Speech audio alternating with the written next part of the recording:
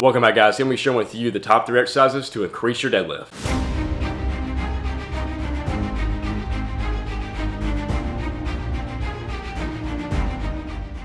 Alright guys, so I just finished my workout for deadlifts today, and as you guys are about to see, we didn't just do deadlifts. And a lot of people, especially beginners, think, well, to increase my deadlift, we just got to hit deadlift. And that's true to some extent, but I really believe these exercises can take you further than if you just came in here and spent all your time doing one single movement, which is deadlift, even though it's a good compound movement. I think supplemental with a couple different exercises can really take you farther. After we hit our top set of the day, which was 545 pounds, we wound up dropping down to 225 pounds because I have a big deficit block. As you guys see here, it is huge. Usually deficit blocks are a little bit smaller than this. This is about double what a normal deficit block would be. Now this exercise, as you guys can probably guess, called deficit deadlifts. And basically that involves putting on a block, which you stand on to perform a regular deadlift.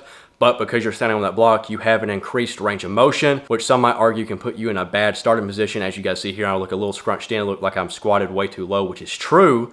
However, this is working on getting more power out of the ground. You're working on generating more force where there's usually no force being generated. So this right here is not only going to help you generate more power off the ground, it's going to help you get the bar to your knees a lot better, which a lot of lifters, you're either struggling to get it off the ground, or if you get it off the ground, you're struggling to get it past your knees and lock out. So this is basically going to supplement for the first part of that, which is getting it to your knees, which for most lifters, you can usually get it to your knees. That means you can usually lock out the weight. With this increased range of motion, it's going to work on that explosiveness and that drive from the starting position, because you're going to be able to generate more force when you go back to a normal starting position than in this increased range of motion state. And some lifters may even benefit from this movement from increased flexibility because they're getting in a lower positioning than what they normally would, which this increased flexibility can actually decrease the chance of injury. However, with this increased range of motion, I would not go too heavy with this movement. I would personally stick between 40 to 50% of your 1 rep max. This is not a movement that you want to go really heavy on. This is a movement that's going to help supplement your heavy normal deadlift. This is not one that you're going to want to try to max out. Now moving on to the next exercise, which is rack pulls. I think they're very beneficial for a lot of different reasons. So starting off, what are rack pulls? As you guys can see, I'm going to perform one right here, and I'm going to do it with 225 pounds. I'm grabbing the bar with double overhand grip, which you guys know when I normally deadlift conventionally, I'm using mixed grip. So this means that the bar can slip on my hands a little bit easier by doing double overhand. However, this is going to help work on building my grip strength.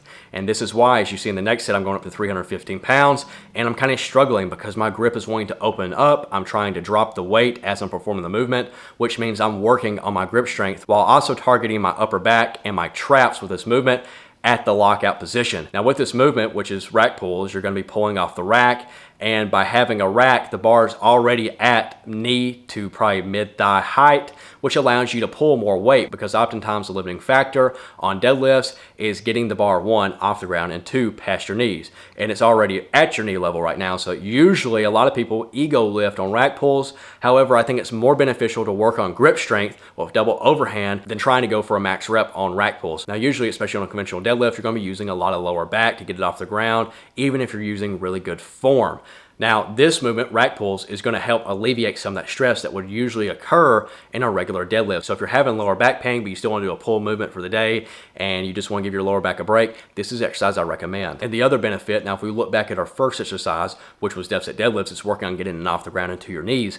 This movement is the exact opposite. It's working on going from your knees to full lockout. It is basically going to work on your lockout. So if you get it up to your knees and you can't lock it out, rack pulls is what you need to implement into your regimen, because this is what you're missing. This is going to help you on that lockout phase. Now for our third and final exercise that I think a lot of people overlook, it's core. I think you should do some leg raises, some regular sit-ups, some crunches, whatever you have to do, because in weightlifting, just like in martial arts, a strong core is the foundation to anything you do. This is not only going to help increase your deadlift, but it's also going to help increase your squat by having a strong core, and it's going to help better your form. And with a strong core to support you, your back isn't going to be caving in on your deadlifts as much, nor on your squat, because you can actually support yourself and support the weight. And not to mention, a weaker core means that you're going to have a higher chance for hernias or injuries in the core region when deadlifting or squatting with really heavy weight. A stronger core is a stronger wall that's harder for your internal organs to break through and create those hernias and any other injuries that may occur just from maybe being a little tweaked, on the movement, twisting a little bit, or maybe on a squat when you dip down a little too far on one side or the other. Having that strong core can help reduce the chance for injuries in those unpredictable situations that are not optimal for your body or your range of motion. Not only is a strong core going to translate to strength overall, especially in compound movements, it's also going to be your first line of defense when it comes to unforeseen injuries. Hope this was informational for you guys. If you guys got another exercise you like to do on deadlift day, let me know in the comments down below. Hope you guys have a good morning, a good night whenever watching this, and I'll see you in the next one.